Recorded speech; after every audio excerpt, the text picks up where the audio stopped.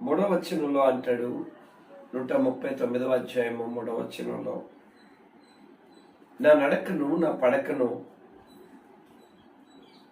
నీవు పరిశీలన చేసి ఉన్నావు, నా చర్యలన్నిటినీ నీవు బావుగా తెలుసుకుని ఉన్నావు. యెహోవా మాట నా నాలుకకు రాకమునుపే అది నీకు పూర్తిగా తెలిసి ఉన్నది. మాట అండి, స్వరం. దేవుడు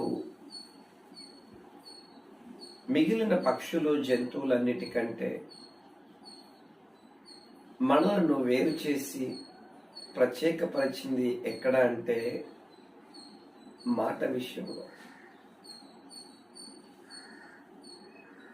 జంతువులు పక్షులు మనలాగా